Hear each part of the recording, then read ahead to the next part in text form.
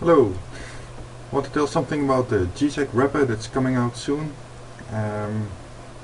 You see here we have a GSAK, and to select geocaches and perform actions on it, normally you use macros or you just use the filter.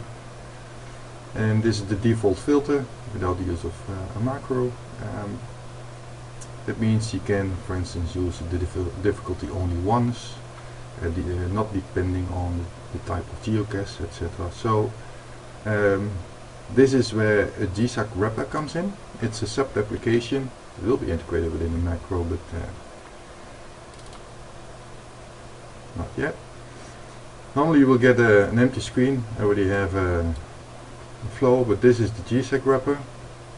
I will just create a new, so I can tell you something about it. So over here you see conditions, the same as with the filter, and additional ones. It's not complete yet, but it will be. And at right you have actions. So how does it work? First, what I did now, you create one and it will start. It's just like a flow chart.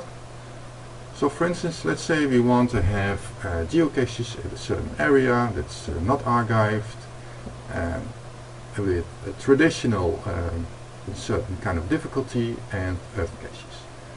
So first we select archive, we click on it, we drag to the top, we connect the dots. We say archived. No, we don't want archived. And let's say in a certain area, so distance from a location, and we say equals. So no, so if archived, no, and this one, if I would say yes, and then you have to use this one. So it's equal to no, not archived. So I don't know exactly the coordinates. So let's say Amsterdam, and just an address. Check this is the location. Let's say a radius of 10 kilometers. I can zoom in, by the way, and zoom out by using the mouse wheel if it's getting too little. Okay, and we want to have traditional. This is just like in GSAK. We go to other and geocache type, and so it's 10 kilometers, smaller or equal to 10 kilometers. You connect this one. You say traditional, because you can select also other, and another geocache type. So earth cache. Earth cache. We connect that one too. But for the traditional, I only want to have difficulty smaller than 3. It's just an example. That really makes sense. Equal traditional, yes. Value, zoom in 3. And what do we want to do with this selection?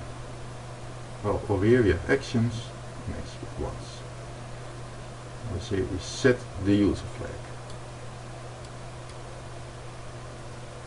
If it's smaller or equal than 3, so user flag, earth cache, we don't care about the difficulty. But now if they already select user flag set, just do one little modification, delete, and we have once we clear all user flags.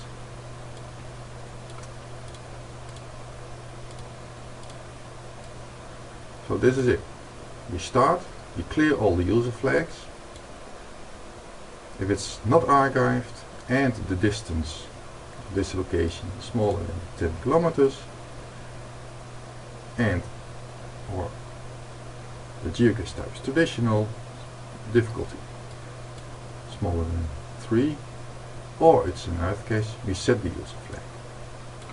We can check over here, search, user flag set.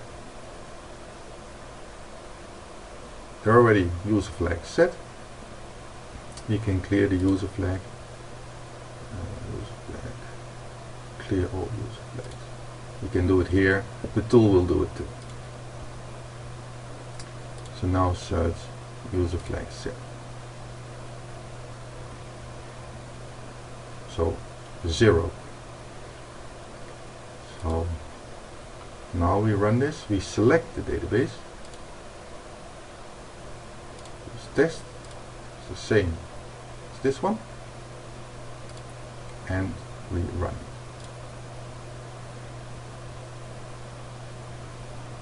So in 3.8 seconds it has done its work.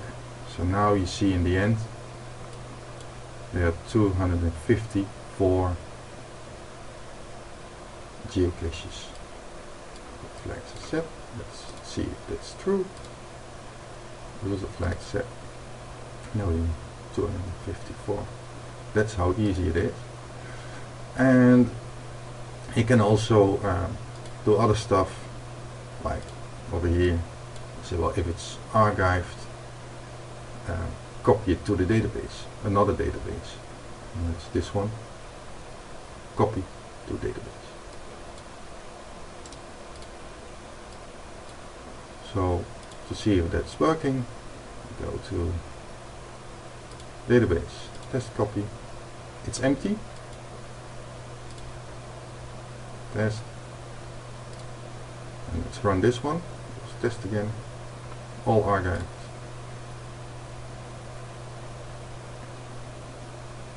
So now it has copied 3,733 into the database. Let's see if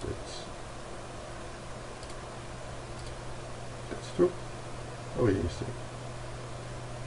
So that's the preview of the GSAK wrapper. You can export flows, all flows which you created, or the active flows, or in this case test. You can export it,